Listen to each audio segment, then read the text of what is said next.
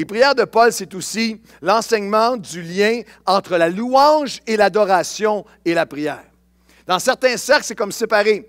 Ça, c'est la louange, puis ça, c'est la prière. Des gens qui ont une certaine liberté dans la louange et qui n'ont pas nécessairement cette vie de prière. Des gens qui prient, mais n'ont pas nécessairement cette liberté dans la louange. Des gens qui sont ici, vous êtes nouveaux, vous entrez, ou vous êtes là depuis longtemps, et c'est assez au début pour vous, dans les premiers balbutiements, dans les deux sphères. Je veux vous proposer bibliquement, parce que l'apôtre Paul le propose, qu'il y a une force surnaturel, il y a dans le combat spirituel un lien entre la louange et la prière. Et que là, dans le plan de Dieu, louange et prière font une combinaison toute puissante. Et il y a plusieurs textes, l'apôtre Paul enseigne cette prière-là à plusieurs endroits. Un des textes de base est dans l'épître de Paul aux Éphésiens, chapitre 5. Où nous lisons, chapitre 5, versets 16 à 19 qui apparaissent à l'écran, où nous lisons « Rachetez le temps, car les jours sont mauvais. » Ponera qui veut dire des jours qui sont difficiles. Dans les moments, c'est pour ça que mon thème, c'est la prière de louange pour sa présence au milieu de l'épreuve. L'apôtre Paul dit, il va y avoir des temps difficiles, exigeants, le mot poneros, pardon, exigeants, remplis de privations, de périls, de pression, d'opposition. Il y a des jours, hard days, evil days. Il y a des jours difficiles. C'est pourquoi ne soyez pas apron, inconsidérés, qui veut dire ne soyez pas littéralement écervelés ou sans réflexion et même téméraires. L'apôtre Paul dit c'est dangereux. Ne soyez pas comme quelqu'un qui ne comprend pas, mais plutôt comprenez quelle est la volonté de Dieu. Alors on parle de quelque chose d'important. Dieu dit voici sa volonté. Ne vous enivrez pas de vin, c'est de la débauche. Le mot débauche, c'est asotia. Ce n'est pas un texte fondamentalement sur abstinence du vin. C'est beaucoup plus large que ça. Ne vous enivrez pas du associa de ce monde. Les choses qui sont associables, littéralement dire gaspillage. Des choses inutiles. Il y a des choses qui sont péchées, il y a des choses qui sont nocives, il y a des choses qui sont destructives. Il y a des choses qui sont simplement inutiles dans le royaume de Dieu, dans le combat spirituel, des choses qui ne nourriront pas ton âme, des choses qui ne te fortifieront pas, qui ne te bâtiront pas. Alors, il fait un contraste entre les choses qui sont vides spirituellement et d'être remplis. Au contraire, le contraste. Soyez remplis de l'Esprit. Entretenez-vous, l'allélo, dans le grec qui parle non seulement de louange, qu'on va regarder dans un instant, mais qui veut dire littéralement, dans les textes originaux, on parle de alimenter. C'est une expression comme un feu que tu alimentes. Entretenez votre âme, alimentez votre âme, nourrissez votre âme, et même abreuvez votre âme qui est assoiffée, alimentez un feu dans votre âme, entretenez-vous par des psaumes, des hymnes, par des cantiques spirituels, chantant et célébrant de tout votre cœur les louanges du Seigneur. Lorsque Jésus enseigne sur la prière, les disciples du Seigneur, enseigne-nous comment prier. Jésus touche à cela aussi. On connaît bien cette prière, bien sûr. Mais il dit, OK, lorsque vous priez, vous devez dire, notre Père qui est aux cieux, que ton nom soit sanctifié. Aglazo, où on commence en élevant le nom de Dieu. Hallowed be, sanctifié dans le grec parle de le nom élevé. Le nom de Dieu qui est élevé, que tu commences avant de demander quoi que ce soit. Tu entres dans la présence de Dieu et tes prières, c'est refocaliser ton âme, ton esprit sur la grandeur de Dieu, sur qui il est. Alors tu commences à prier en le louant, en l'adorant. Pour moi, ça fait depuis 30 ans. C'est extrêmement rare ou jamais que j'entends prier en disant « Seigneur, fais ceci ». Il y a toujours ce moment où tu fixes ton âme et tu t'arrêtes « Seigneur, que ton nom soit sanctifié, que ton nom... » Et là, tu peux commencer à dire, Seigneur, c'est quoi? Je m'arrête un instant pour dire, Seigneur, que ton nom est grandant, est berger, tu es fidélité, tu es bon, tu es grandant, tu es justice, tu es le commencement et la fin, tu es celui qui abandonne jamais, tu es mon Père, tu es celui qui est fidèle. Je m'attendais à ce que vous disiez Amen à une place, à n'importe quel moment, sautez dans le game, n'importe quel que ça vous tente, venez me rejoindre, la réunion a commencé. Alors, on parle d'élever le nom de Dieu et il dit terminer, puis il y a toutes les prières de notre Père que vous allez avoir sur notre site. Mais il dit terminer en disant, c'est à toi qu'appartient le règne, la puissance et la gloire. Je viens de te présenter mes requêtes. J'ai commencé en déclarant comment tu es grand, comment tu es bon, comment tu es puissant, en m'approchant de toi, en t'élevant, Seigneur, et je termine en disant que tout ce que je t'ai demandé, Seigneur, je l'offre à un Dieu. À toi appartient le règne, la puissance et la gloire, au siècle des siècles. Amen et amen. Alors cette dimension de louange, cette dimension d'adoration, et comprenez bien, lorsque vous allez à un devoir ce soir, lorsque vous allez à la maison, on va regarder notre texte de départ dans Éphésiens chapitre 5, Regardez Éphésiens 4, 5 et 6. 3 chapitres, ça va vous prendre 15 minutes de lire ça. Mais dans Éphésiens 4, 5 et 6, une des erreurs les plus communes qu'on peut faire comme Nord-Américain ou comme chrétien moderne, c'est que si je demandais à ceux qui connaissent un peu la Bible ici, c'est quoi le chapitre du combat spirituel dans Éphésiens, les gens diraient Éphésiens 6. Au reste, frères, fortifiez-vous dans le Seigneur et par sa force toute puissante. Prenez les armes de votre combat. Les armes de notre combat ne sont pas charnelles, elles sont spirituelles. Prenez donc toute l'armure de Dieu, priant sans cesse, etc. J'aimerais vous proposer et vous rappeler que ces lettres n'ont pas été écrites avec des chapitres et des versets. Que ces chapitres et versets ont été ajoutés au fil des années pour nous aider tout simplement à nous y retrouver. Que lorsque vous regardez à l'ensemble du chapitre, et le mot « au reste », l'olipon dans le grec, lorsque vous regardez à l'ensemble du chapitre 4, 5 et 6, vous avez quelque chose de très, très spécial. Vous avez 4 et 5, ce qu'on appellerait toutes les sphères de la vie commune. Relations hommes, mari et femme, avec les enfants, avec le travail, avec ton temps, et le chapitre 5, comme on vient de voir, l'appel à entretenir ton âme dans la louange. Et là, il entre par la suite dans ce que nous, on appelle le combat spirituel, mais il est en train de nous dire, le combat spirituel, il est à tous les jours, dans toutes les sphères de vos vies, et une des armes de combat les plus extraordinaires, c'est la prière avec la louange et l'adoration.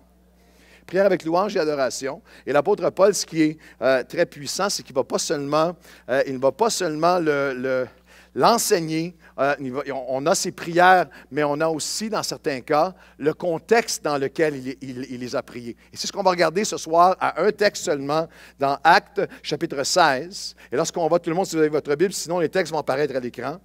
Dans Acte 16, nous avons Paul qui incarne, qui le vit, la prière de louange pour sa présence au milieu de l'épreuve. Et je sais qu'il va y avoir des gens, par exemple, qui sont ici, et souvent, par exemple, des hommes peuvent penser comme ça. Moi, les chansons, la louange, c'est pas vraiment mon truc. Tu ne peux pas te passer de la louange en prière, de l'adoration. Une dimension à ta façon, à ton style, on va en parler ensemble. Mais tu as besoin nous avons besoin de comprendre qu'on entretient notre âme par la louange et la prière. Et je peux même dire ceci, sans la dimension d'adoration et de louange, la prière peut devenir quelque chose de très sinistre.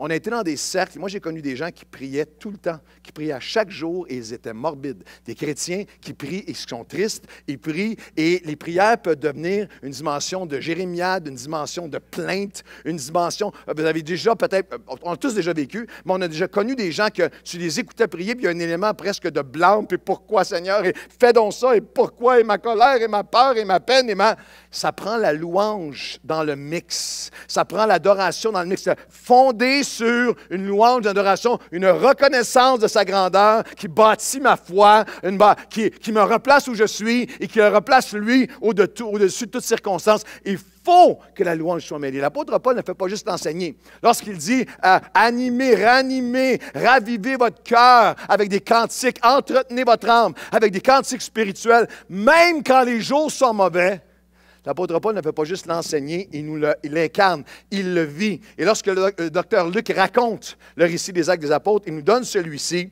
où nous avons dans Acte 16 les débuts de l'Église d'Éphèse, les débuts de l'Église dont on a tiré le texte, où il y a, les débuts de l'Église de Philippe et de toutes les églises, dans une même période de temps, l'apôtre Paul, sur une période de 5-7 ans, a implanté plusieurs églises. Et dans Acte 16, l'Église de Philippe, vous avez les premières conversions et vous avez une femme d'affaires qui est convertie, vous avez une jeune fille qui est captive, esclave, qui est convertie. Et alors qu'elle se convertit, il y a une opposition de la ville et il se retrouve dans Acte 16, dans un moment où la journée va devenir mauvaise, les jours vont devenir mauvais. Acte 16, et la première pensée, c'est que la prière de louange, d'adoration au milieu de l'épreuve pour sa présence, nous rappelle ce qui compte vraiment. Nous rappelle ce qui compte vraiment. Et ce qui compte vraiment, ce n'est pas seulement les prières qu'on fait à l'Église, ou les prières ou la louange quand ça va bien, ou quand tout est... C'est ce qui compte vraiment et fait une différence dans nos vies, c'est lorsqu'on sort de l'Église, et c'est la prière lorsque les jours sont mauvais. Vous allez voir le texte, lorsqu'on parle des jours qui sont mauvais, Acte 16, verset 22. La foule se souleva aussi contre eux, et les prêteurs ayant fait arracher leurs vêtements, ordonnèrent qu'on les bâtît de bâtons, de verges. Et là, les historiens, j'étudiais aujourd'hui, les historiens disent que ça pouvait être ou, ils ne sont pas certains, parce qu'il y avait les deux formes, ou des bâtons qui sont presque comme des fouets, fait que ça devenait comme être fouetté, ou c'était un bâton qui avait qui était cloué. Alors, c'était une forme et certains commentateurs disent qu'il y en a qui mouraient juste d'être battus de verges comme ça, mais eux ont été ordonnés qu'on les batte de verges, et après qu'on les eut chargés de coups, ils les jetèrent en prison en recommandant aux joailliers de les garder sûrement.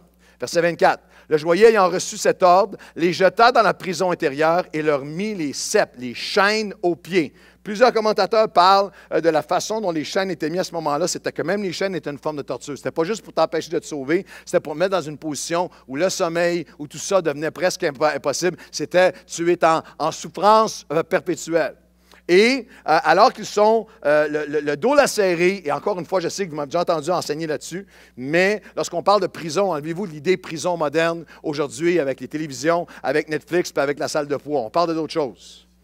On parle d'une prison souterraine où ce que tu gèles la nuit, ce que tu crèves, on parle de conditions d'horreur. Homme de Dieu, l'équipe est là, et la Bible nous dit ils ont les chaînes aux pieds, et avec un garde qui est là, ils sont le dos lacéré, et simplement pour avoir fait l'œuvre de Dieu, au verset 25, vers le milieu de la nuit. Dans la parole de Dieu, l'expression milieu de la nuit, c'est littéralement la nuit, le moment le plus sombre. La quatrième veille de la nuit, le moment le plus sombre, ça veut dire c'est le moment dans votre vie et dans la mienne où tu es à ton plus profond, à ton plus creux, à ton plus seul, à ton plus « je ne comprends pas ce qui m'arrive ». À ton plus, qu'est-ce qui se passe? À ton plus, c'est le moment, je pensais que c'était pour être sombre, mais c'est devenu plus sombre encore. Et vers le milieu de la nuit, Paul et Silas priaient. Qu'est-ce que vous pensez qu'ils priaient? Qu'est-ce que vous auriez prié? Qu'est-ce qu'on aurait prié, nous autres? Sors-moi de là.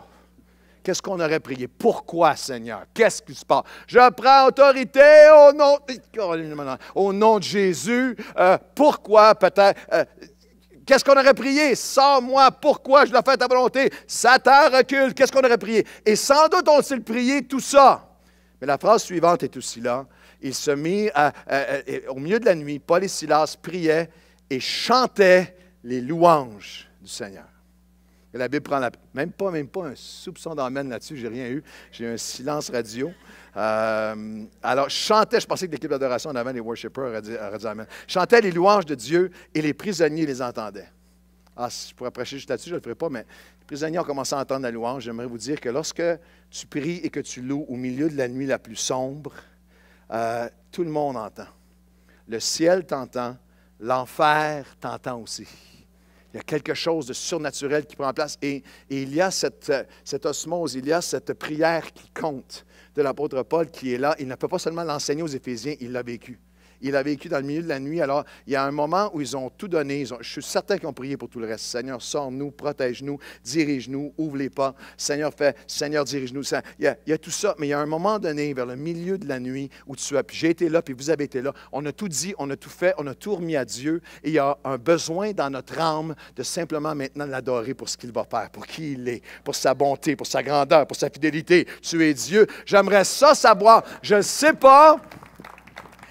Il n'y a pas de band, là. Mylène n'est pas là, Sandra n'est pas là, le piano n'est pas là, il n'y a personne. Pasteur Stéphane qui rit les albums de Stéphane n'était pas encore là. Luc Dumont n'est pas là. Hillsong n'est pas là. Il n'y a pas de band, il n'y a rien de tout ça. Mais je ne sais pas qu'est-ce qu'ils ont chanté. Certains pensent qu'ils chantaient des psaumes de l'Ancien Testament. Mais à ce moment-là, j'ai tout donné, j'ai tout remis dans les mains de Dieu. Et je veux lui donner louange. Je lui donne adoration. La Bible dit pourquoi? La Bible dit que lorsque nous nous approchons de lui, il s'approche de nous. Et lorsque nous le louons ainsi, il vient trôner au milieu des louanges de son peuple. Il vient littéralement, sa présence vient t'envahir. Sa présence qui est paix, sa présence qui est joie. Alors, je veux défier quelqu'un à réaliser, même lorsque j'intercède, je passe la nuit la pire, j'intercède, je fais tout ça, il y a un moment, il y a un besoin de m'arrêter, de dire, Seigneur, je m'en viens te louer, je m'en viens t'adorer, je m'en viens déclarer ta grandeur. Puis alors que tu fais ça, lui va faire ça. Et alors que tu prépares le trône, sa présence va venir siéger dans ton cœur.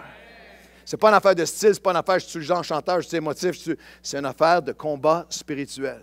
Là, qui te ramène littéralement à, nous rappelle qu'est-ce qui compte vraiment. Lorsque trois secrets de cette louange, Dieu devient plus haut dans la louange au milieu de la nuit. Quand tu te mets à le louer, il devient plus haut, pas devant lui. Lui, il ne change pas, il est immuable. Il devient plus haut dans ton esprit, dans tes pensées, dans ton cœur, dans ta perception. On l'a déjà vécu. Plusieurs d'entre vous, des centaines d'entre nous l'avons vécu, que tu entres dans la présence de Dieu avec un fardeau, avec une situation qui est dramatique. Et alors que tu commences à le louer, la situation, elle est là. La situation commence à prendre sa place, prendre sa mesure à la grandeur de Dieu. Dieu devient plus haut et Dieu nous permet de transcender nos émotions humaines, nos insécurités humaines, nos peurs humaines. Et Dieu également vient habiter. Plus haut, il vient nous faire transcender nos réalités humaines et nos limites humaines, puis il vient littéralement habiter la situation. C'est ce que vous entendez les gens qui traversent des épreuves hallucinantes dire, on a été portés par Dieu. On a été portés par la présence de Dieu. Dans cette situation-là, j'ai été porté, je regarde la salle, ici, je peux traverser les rangées, l'ami qui a traversé un cancer, elle qui a traversé un deuil, l'autre qui a traversé une mort, et qu'on était avec eux, on les a vus à travers cette situation-là, offrir le sacrifice de louange, s'approcher de Dieu au milieu de la nuit. Oui, je prie, oui, je vais prier, mais je mixe avec mes prières la louange et l'adoration. Puis il y a quelque chose qui se passe dans mon âme parce que sa présence vient m'apaiser, me fortifier et me faire voir plus haut et plus loin. C'est une clé de guerre. Dans l'Ancien Testament, lorsque le peuple allait à la guerre, une des choses que Dieu faisait, il y avait 12 tribus en Israël. Vous trouverez à toutes sortes d'endroits, mais genre des endroits plus spécifiques, comme 2e Chronique, chapitre 20. Dieu dira, fois après fois, donnera une instruction particulière, fois après fois, alors qu'il y avait des tribus qui étaient des guerriers aguerris. C'était les Delta Force de l'époque, c'était les Green Berets, c'était les Marines de l'époque. Mais Dieu disait, l'ennemi s'en vient, vous jeûnez, vous priez, voici maintenant ma stratégie. Envoie Judas en premier. Envoie Judas en premier, pas Judas, je sais qu'il y a plein de nouveaux chrétiens. Je ne parle pas de Judas Iscariote dans le Nouveau Testament. Là, je suis rendu dans l'Ancien Testament. Et Judas, c'était la tribu, c'était l'orchestre, c'était le band, c'était les adorateurs. Et fois après fois dans l'Ancien Testament, il y avait ces ennemis qui étaient perplexes, armés jusqu'aux dents. Ils savent qu'Israël ont des milliers de soldats armés jusqu'aux dents. Ça représente nos forces, nos capacités, notre volonté, notre force à nous-mêmes. Mais Dieu disait, avant que tu fasses quoi que ce soit, envoie Judas en premier. Envoie la louange, envoie l'adoration et Dieu va combattre pour toi. J'ai le goût de dire à quelqu'un ici ce soir, en 2016, envoie Judas. Avant les plaintes, avant que tu donnes tes conseils à Dieu, tes ordres à Dieu, tes directives à Dieu, envoie la louange en premier et laisse-le planir les sentiers. La prière de louange pour sa présence au milieu de l'épreuve nous rappelle ce qui compte vraiment et elle relâche sa puissance et vient rompre des chaînes. Tout à coup, le verset 26, il se fit un grand tremblement de terre, de sorte que les fondements de la prison furent ébranlés. Au même instant, toutes les portes s'ouvrirent et les liens de tous les prisonniers furent rompus. Il y a une libération spirituelle dans nos vies lorsque nous mixons la louange, l'adoration avec la prière. Je crois que ce n'est pas la seule clé, mais c'est une des raisons pour lesquelles des gens qui prient depuis longtemps dans certains domaines de leur vie n'arrivent jamais à aller chercher une libération. Il y a une prière de supplication, une prière de plainte, il y a une prière de « fais-le Seigneur ». Puis pourquoi Seigneur? Il y a dans la louange, alors qu'ils priaient, ils louaient et chantaient les grandeurs et la louange de Dieu qui s'approchait de lui, il s'approche de nous, il prépare le trône, Dieu vient siéger, sa présence qui vient te porter. Il y a aussi une œuvre que ça a pris place physiquement, mais spirituellement depuis 2000 ans. Des centaines de millions de chrétiens ont vécu, expérimenté ça. Les portes s'ouvrent et les chaînes tombent lorsque nous mélangeons la louange avec la prière.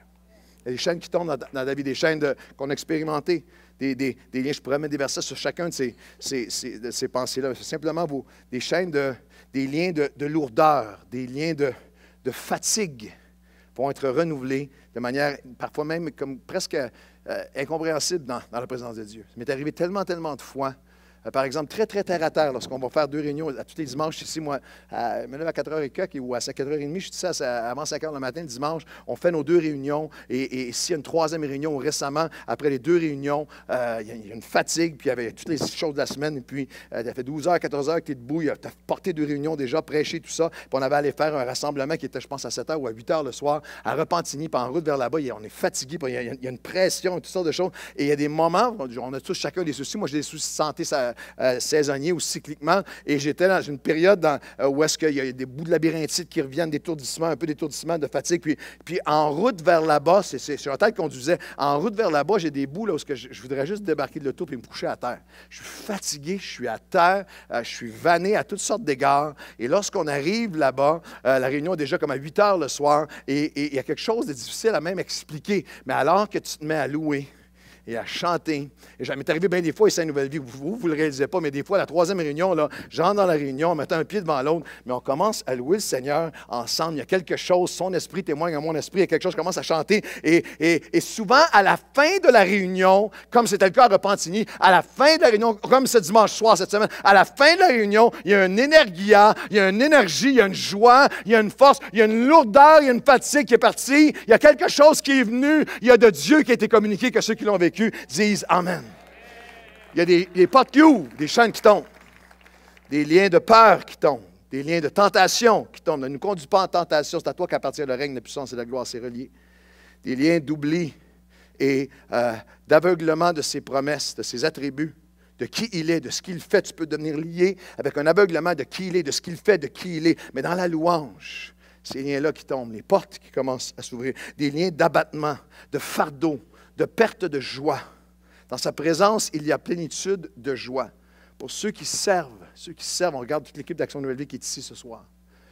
Ceux qui servent auprès des gens en difficulté, ceux qui passent leur semaine à aider dans toutes sortes de situations de notre vie où est-ce qu'on peut se vider spirituellement, se vider de compassion, se vider de passion, se vider de... Et tu peux emmener juste à prier pour survivre, mais il y a quelque chose dans la louange qui renouvelle le fruit de l'Esprit en nous. Soyez remplis de l'Esprit, entretenez-vous avec des cantiques, avec des chants, avec la louange, avec des cantiques spirituels.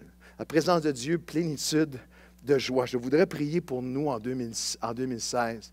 Non seulement à quelle œuvre on va faire ensemble, comment vous allez passer l'année, mais non seulement qu'est-ce qu'on va accomplir, mais quelle va être notre humeur, nos relations, quel va être l'état de joie. Je prie pour plus de joie dans nos cœurs à le servir en 2016. Et dans la présence de Dieu, il y a une plénitude de joie. Très, très, très pratique. On parle de choses très, très, très pratiques. Comment est-ce qu'on fait ça pour tous ceux qui jouent, mais aussi pour des chrétiens depuis longtemps, qui ont besoin d'être très, très, très pratiques. À l'église ensemble. Je ne suis pas en train de vous chicaner. Vous êtes ici un mardi soir dans la tempête de neige. S'il y avait moyen de gagner son ciel par les œuvres, vous l'auriez fait ce soir. Mais il y a une manière que tu viens à l'église. Tu n'arrives pas sur le roche en retard, 10 minutes en retard, les chants, c'est pas grave. Moi, je viens pour la prêche. Il y a quelque chose, tu peux te préparer, tu peux venir, tu peux, wow, quel flash. Tu peux partir 20 minutes avant pour arriver 20 minutes avant. C'est pas mal tout le temps ça qui arrive. Et tu peux arriver puis te préparer. Tu peux arriver avec un sens d'attente. Tu peux arriver avec un sens de je m'en viens louer Dieu. Tu peux arriver avec un sens de ces chants-là veulent dire quelque chose sur Dieu. Je vais entrer dans l'Église en petit groupe. Dimanche soir, comme dimanche soir qui s'en vient, les femmes vont vivre des choses ensemble particulières, les hommes vont vivre. Il y a des moments, toutes sortes d'activités qu'on annonce régulièrement. Tu peux venir dans la présence de Dieu. En petit groupe, vendredi soir, il y a une réunion de jeunesse ici avec les jeunes adultes. Et après la réunion, vendredi dernier, il y a une centaine de jeunes ados, ça s'appelle I Pray, et de jeunes adultes qui ont resté pour prier, pour être dans la présence de Dieu et vivre quelque chose. Ici, à la maison, dans ton auto, dans ta voiture, tu peux écouter une nouvelle, mais tu peux, à un moment donné, avec comment ça nous prend de temps pour se rendre n'importe où maintenant, dans le Grand Montréal, tu écoutes le même cycle de nouvelles 5 fois.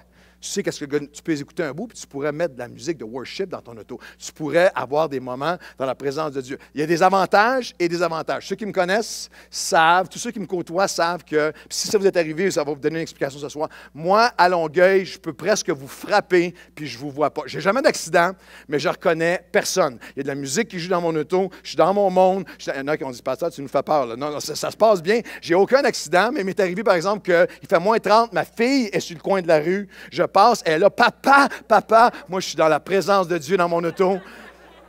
Et elle a besoin de la présence de Dieu, mais moi je l'ai dans l'auto. Alors, rachetez le temps, va chercher le temps. Tu peux le faire chez vous. Très, très, très terre à terre, pratique. Beaucoup de soirs, si ce n'est pas chaque soir, mais beaucoup de soirs de ma vie, moi, le soir, des fois c'est long pour moi de m'endormir, j'écoute du worship. Je regarde des vidéos de worship, j'écoute du worship, et tu n'as pas besoin de... Tu peux être en silence. Ce n'est pas une question que tu chantes tout le temps. Je ne suis pas étendu dans mon lit à 11h30, minuit moins quart, minuit et 20, en train de chanter un concert de louange à ma femme à côté. J'ai mes écouteurs, et je suis en train de... Et vous savez que ce n'est pas une affaire de volume, c'est juste de chanter ou de... Je peux être en train, j'ai fait ça, moi, tellement de soirs de ma vie, je suis étendu là, j'ai mes écouteurs, et tu peux être en plein silence, en train d'écouter du worship et en train de louer Dieu avec ton esprit, qu'il n'y a pas de son qui sort, mais il y a une force qui est en train de...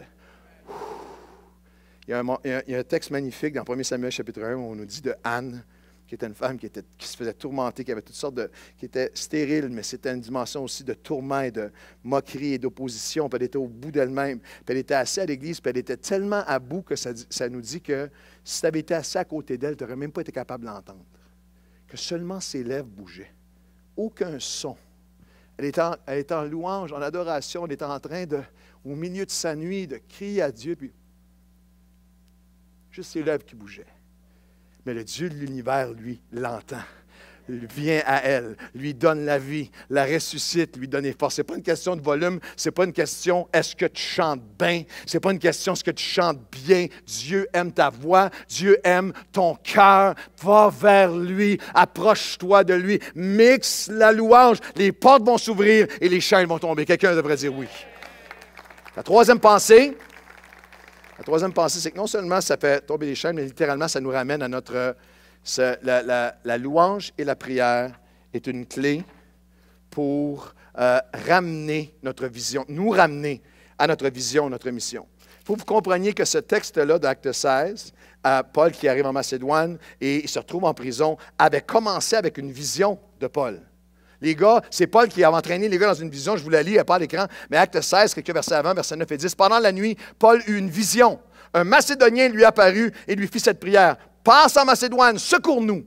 Et après cette vision de Paul, nous cherchâmes, c'est Luc qui raconte l'histoire, on a cherché aussitôt à nous rendre en Macédoine, concluant que le Seigneur nous appelait à y annoncer la bonne nouvelle. C'est une vision que Paul a eue d'un homme à genoux en Macédoine, à Philippe, qui dit, venez, viens nous secourir. Il se lève, il dit à ses amis, à Luc et aux autres, venez-vous-en, il faut y aller, Dieu nous appelle. Et tu peux imaginer leur conversation en chemin, qu'est-ce qui va se passer? On est ici par vision de Dieu, par appel de Dieu. On va bâtir des choses extraordinaires. Le réveil nous attend en Macédoine. Il y a une personne qui se convertit, il y en a une autre, la foule se soulève, ils n'ont même pas le temps de penser, se font rouer de coups, se font fouetter, se font jeter en prison. Il est minuit. L'apôtre Paul dit, on chante-tu un chant ensemble, les gars? Tu peux entendre les gars dire à Paul, toi et tes visions, là. Au milieu de la nuit, il est là par vision de Dieu, par appel, par mission de Dieu. Et si on lit la portion suivante du texte dans Acte 26, tout à coup, il se fit un grand tremblement de terre, de sorte que les fondements de la prison furent ébranlés. Au même instant, les portes s'ouvrirent, les liens sont interrompus. Le joaillier se réveilla, et lorsqu'il vit les portes de la prison ouvertes, il tira son épée, puis il allait se tuer, en pensant que les prisonniers s'étaient enfuis. Mais Paul cria d'une voix forte. Qu'est-ce que Paul a crié? Paul a crié, et Paul cria d'une voix forte, « Tout le monde dehors! Les portes sont ouvertes! » C'est pas ça qu'on aurait crié, nous? Les portes s'ouvrent, let's go, let's get out of here. Paul dit à l'homme, « Non, fais-toi pas de mal. Nous sommes encore là. On est encore ici. Je suis encore ici. Moi, je suis ici par mission. Je suis ici par vision de Dieu. Ne te fais pas de mal, n'aie pas peur, nous sommes encore là. » Alors le joaillier, ayant demandé de la lumière, entra précipitamment et se jeta tout tremblant aux pieds de Paul et de Silas et les fit sortir et dit, « Seigneur, que faut-il que je fasse pour être sauvé en plein cœur de sa mission? » Paul et Silas répondirent, « Crois au Seigneur Jésus et tu seras sauvé, toi et ta famille. » Et ils lui annoncèrent la parole du Seigneur ainsi qu'à tous ceux qui étaient dans sa maison.